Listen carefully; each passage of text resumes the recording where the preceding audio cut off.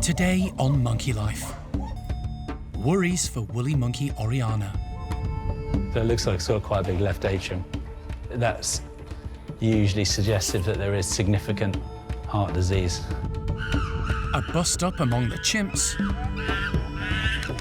Ananya's definitely got something on his hand, and he had blood in his mouth as well, but I don't really know whether it's his blood or someone else's.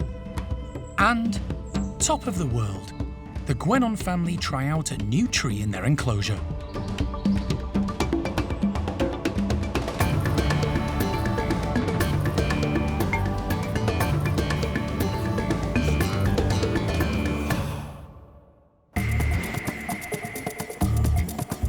Monkey World in Dorset, buried deep in the English countryside, is the largest sanctuary of its kind on the planet. The team, led by Dr. Alison Cronin, rescue and rehabilitate abused and unwanted primates from all over the world. Hopefully she'll walk in as well as he did, so this would be fantastic. Fingers crossed. The park provides a home for more than 260 primates from 25 different species.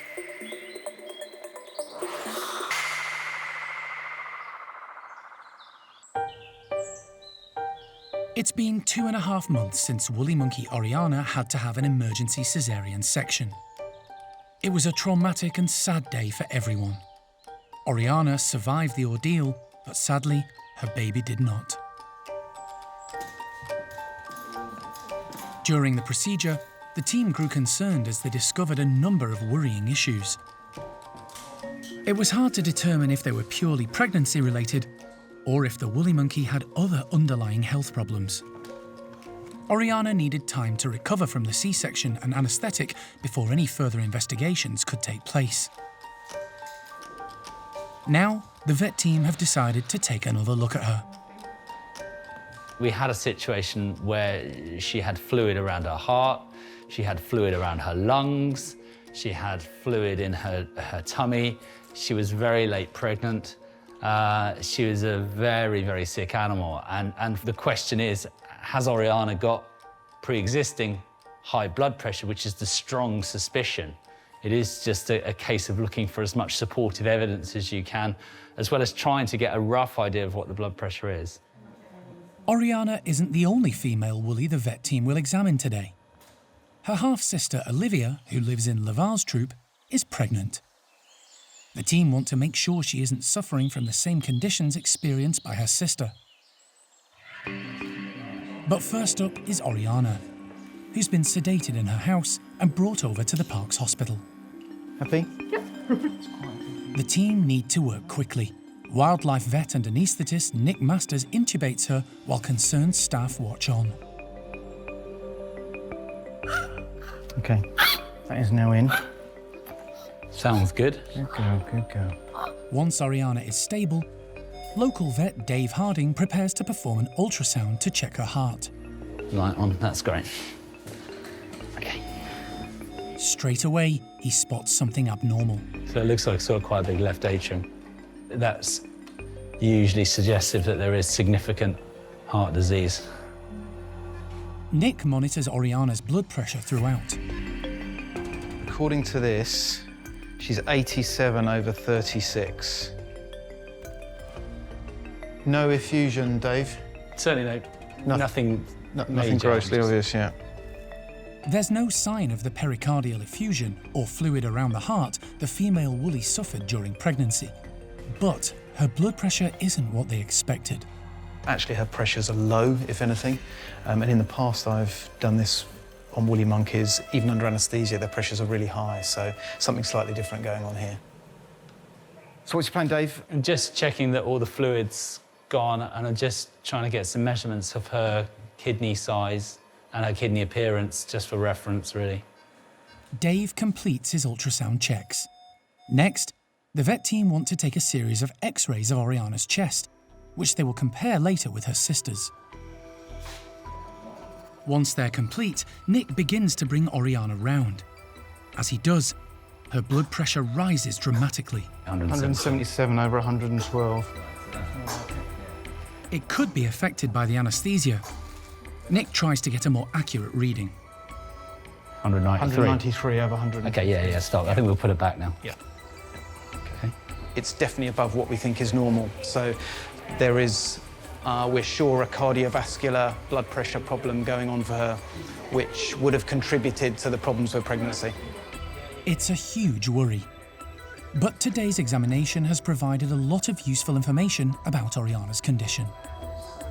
2 of her heart chambers, what are called her right and left atrium, are enlarged, and that suggests that she has got some significant heart disease, and will probably be something that we'll need to manage going forward. Oriana recovers in her travel crate, ready to be returned to the house. Her half-sister Olivia is next on the vet team's list, and her health check could provide vital comparisons for the team on how to treat this complex species.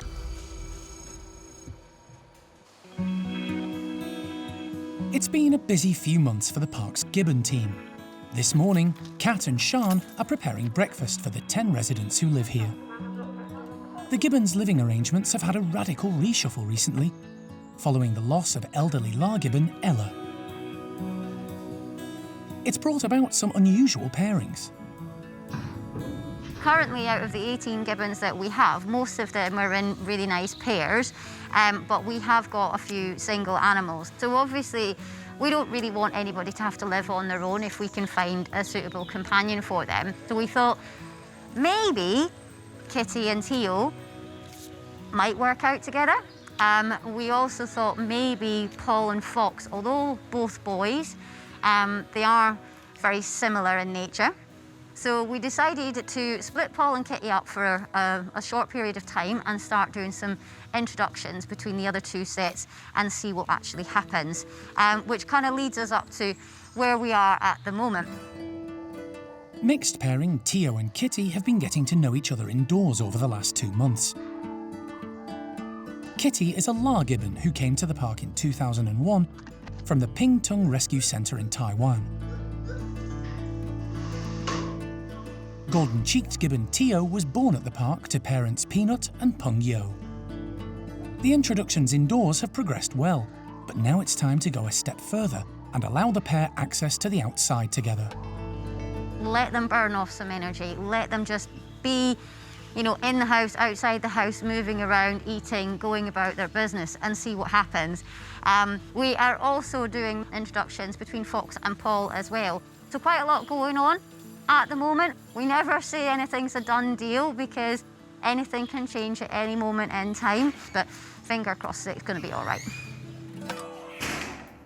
With the pair playing happily indoors, Sian opens the slide to the outdoor enclosure. Theo loves the outdoors and heads straight out.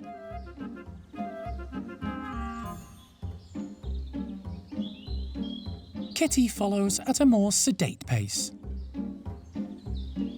Theo is 11 years old and a happy and independent young adult.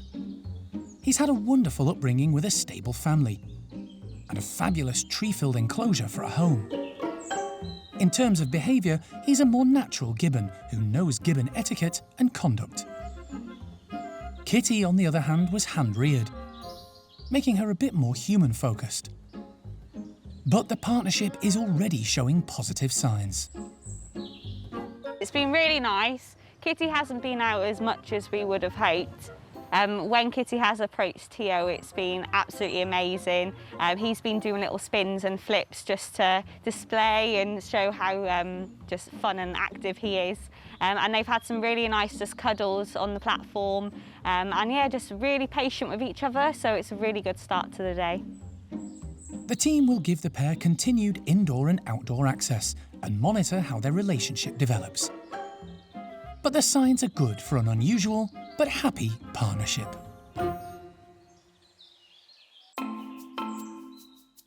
It's a busy day for the Woolly Monkey team. Female Oriana has been returned to her house and is being monitored as she recovers from a health check under anaesthetic, while her 5-year-old half-sister Olivia is en route for her examination. The team are confident she's pregnant, but less sure about when she's due to give birth. This will be her first baby. And concerned following her sister's experience, The care staff are determined to make sure Olivia's pregnancy runs smoothly. Bearing in mind that there possibly is some genetic issues with woolies that's linked to their high blood pressure, we're just a bit worried that if she's pregnant, she may be going a similar way. So it would be better to try and assess whether she is pregnant now, and then potentially we can try and do something about it to try and sustain the pregnancy. A quick inspection confirms the team's suspicions. Oh, yes. Yeah? I think so. I think so. Show that. Yeah. Sharon, she is pregnant. Yeah.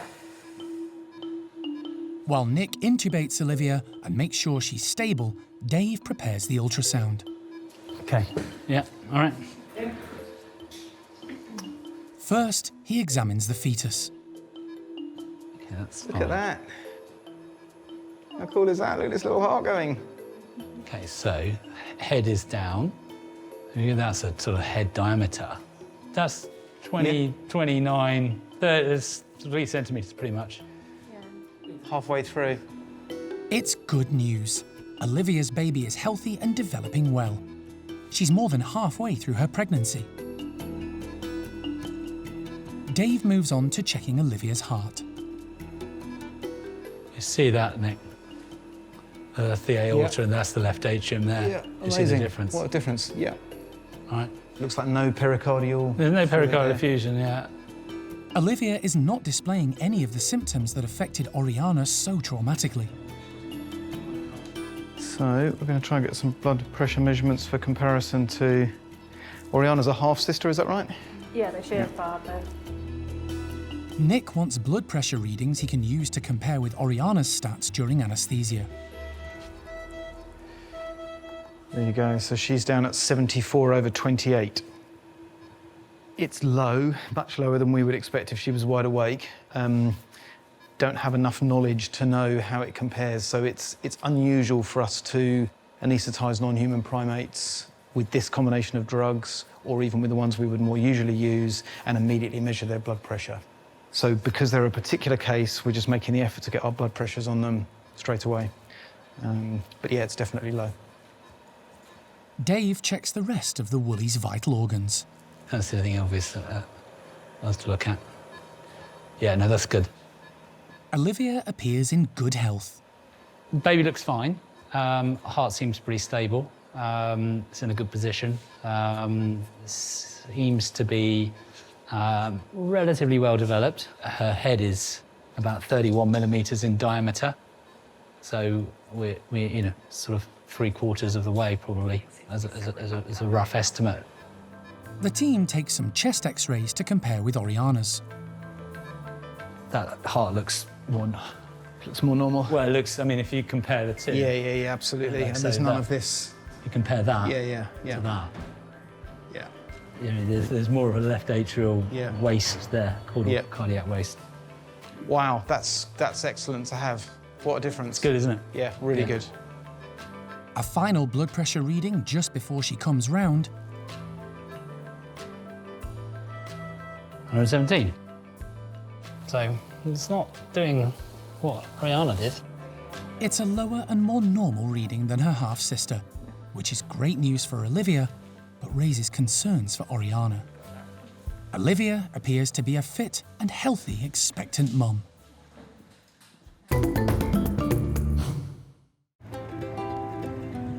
The park covers 65 acres of grounds, including the primate houses and enclosures.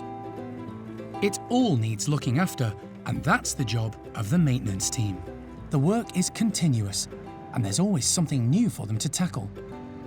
Today, they're digging up an ash tree growing directly under a series of electrical cables.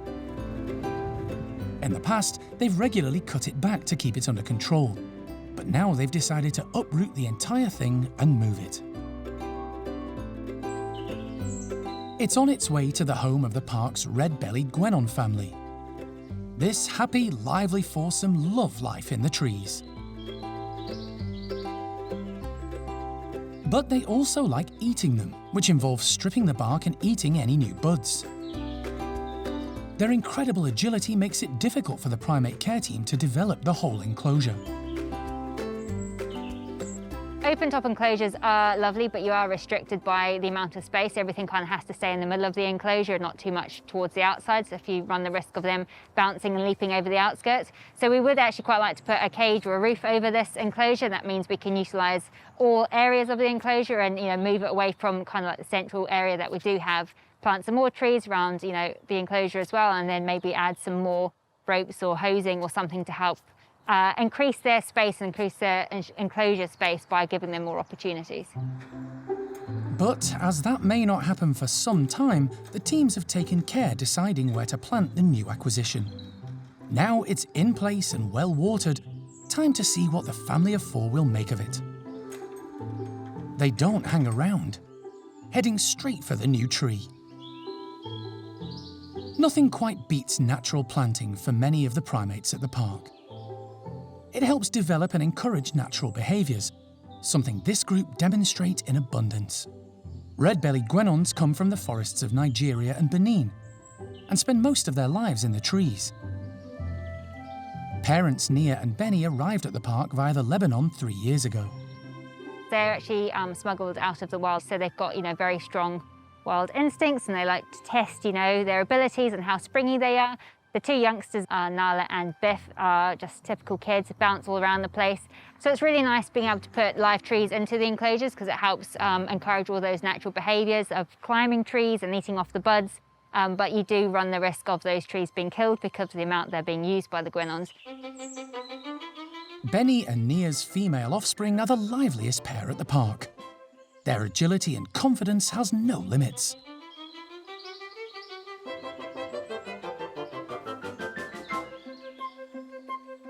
They can both leap huge distances and climb to the top of the tallest tree with ease. It's their playground, and they love to have fun together. All four family members find their feet quickly, moving between the new tree and the others in their enclosure as the care team keep an eye on their antics. It's not long before the family decide to test it out further.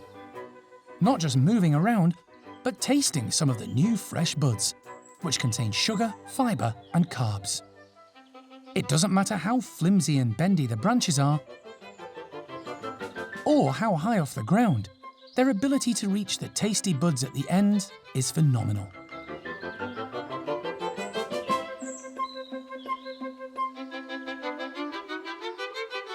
Time will tell how long the new tree will survive, but at the moment, it's certainly a hit with the guenon family.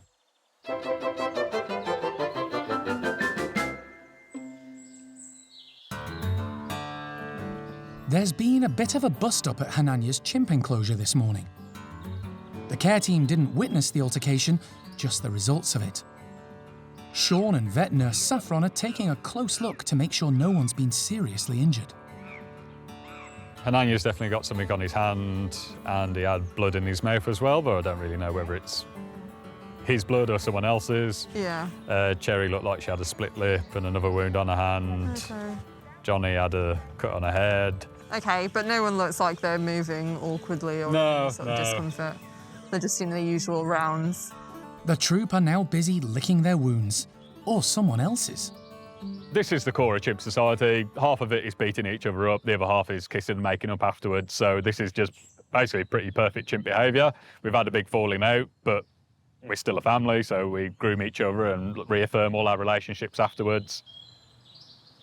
Chimpanzees are volatile social animals and live in large groups with a strict hierarchy. At the pinnacle is the alpha male, whose duties include patrolling territory and dishing out discipline.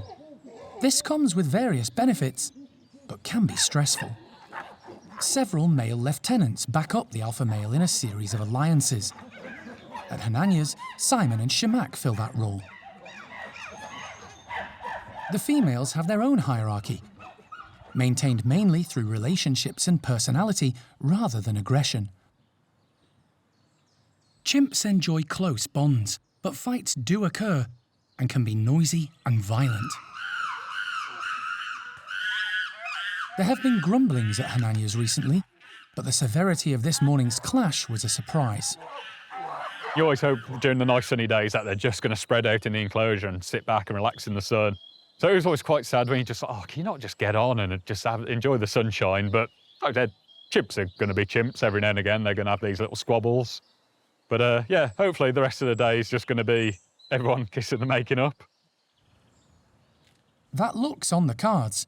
Leader Hananya is surrounded by the rest of the troop, all wanting to reconcile and stay in his good books. They're also keen to look at the nasty wound he's collected. It seems today's scuffle may have been instigated by head girl Johnny. She's a large female, happy to throw her weight around. Johnny's in that weird place where, yeah, she seems to have gotten really high purely just through brawn, so she doesn't really foster her relationships very much.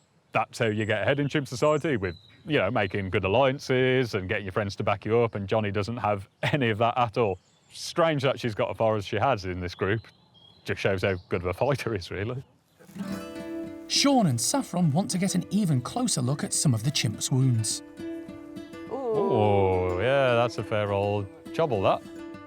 Hananya's second-in-command, Simon, has a particularly nasty cut on his foot. You silly man. That looks sore. Yeah, he skinned it up the side. Yeah. It's really sore. Don't think it's too deep. Sean calls the troop into their bedrooms in order to examine some of the cuts and grazes. Hananya! Cheers, come on, let me have a look at you.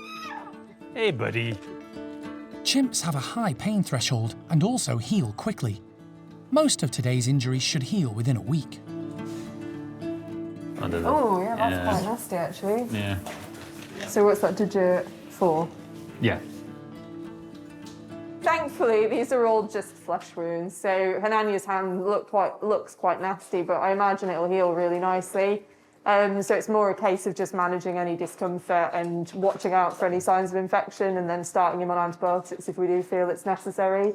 At the moment, when they're so fresh, they can often look worse than they actually are, and you'll find by tomorrow morning, once the wound's had time to dry and contract a little bit, they're often looking a lot better. Fights and arguments are all part of chimp life. It's the making up afterwards that's important. And this group are very good at that. Enjoying each other's company and having fun.